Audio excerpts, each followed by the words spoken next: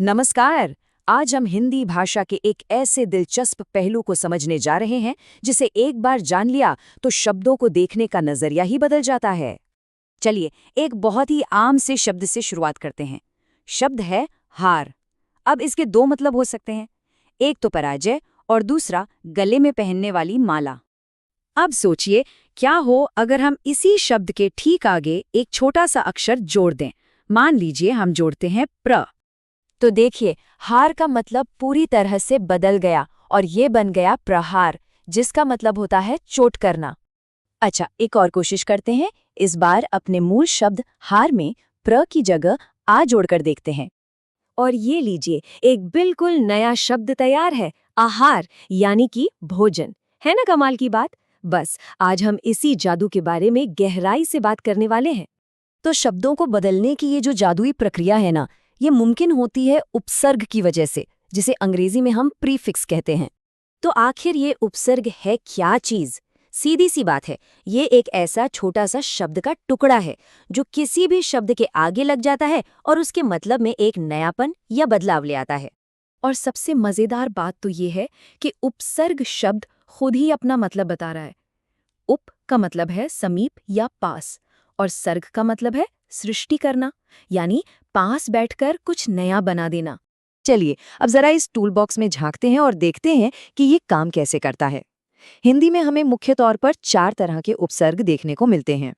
जी हाँ, हिंदी व्याकरण में ये 4 अलग अलग तरह के उपसर्ग इस्तेमाल होते हैं और हर एक की अपनी एक अलग कहानी और अपनी एक अलग खासियत है। सबसे पहले आते हैं संस्कृत से लिए गए उपसर्ग। इन्हें तत्सम भी कहते हैं। ये वो उपसर्ग हैं जो हिंदी की जड़ यानी संस्कृत भाषा से सीधे आए हैं। इसके बाद नंबर आता है हिंदी के अपने उपसर्गों का, जिन्हें तद्भव कहा जाता है। ये अक्सर हमारी रोज की बोलचाल में खूब इस्तेमाल होते हैं।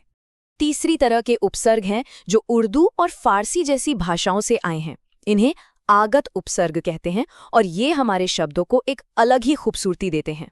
और आखिर में एक बहुत खास श्रेणी है। ये असल में संस्कृत के अव्यय शब्द हैं, लेकिन इनका इस्तेमाल बिल्कुल उपसर्गों की तरह ही किया जाता है। तो अब जब हमें इन बिल्डिंग ब्लॉक्स का पता चल गया है, तो आइए इनके इस्तेमाल से जुड़े कुछ जरूरी नियम भी देख लेते हैं। यहाँ पर 2 बातें खास तौर पर ध्यान में रखने वाली हैं। पहली कि उपसर्ग का अकेले में कोई मतलब नहीं होता, उसे अपना मतलब दिखाने के लिए एक शब्द चाहिए। और दूसरी, कभी-कभी एक ही शब्द में एक से ज्यादा उपसर्ग भी लगे हो सकते हैं। इसको एक उदाहरण से समझते हैं तो बात एकदम साफ हो जाएगी। देखिए, हमारे पास मूल शब्द है रक्षित, जिसका मतलब है जिसकी रक्षा की गई हो। अब हमने इसमें सु उपसर्ग लगाया तो ये बन गया सुरक्षित, मतलब अच्छी तरह से रक्षित। लेकिन अगर हम इसी सुरक्षित शब्द के आगे एक और उपसर्ग अ लगा दें तो मतलब बिल्कुल पलट जाता है और शब्द बनता है असुरक्षित। तो इस सारे बातचीत का निचोड़ क्या है? हमने क्या समझा? यही कि उपसर्ग असल में हिंदी भाषा के वो गुमनाम आर्किटेक्ट हैं जो पुराने शब्दों का इस्तेमाल करके ही लगातार नए नए मतलब और नए नए शब्द बनाते रहते हैं।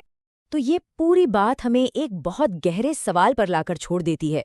शब्दों को इस तरह से बार बार नया रूप देने की ये जो काबिलियत है, क्या ये सिर्फ व्याकरण का एक नियम भर है, या फिर यही वो असली ताकत है जो किसी भी भाषा को हमेशा जिंदा, बदलता हुआ और जवान बनाए रखती है?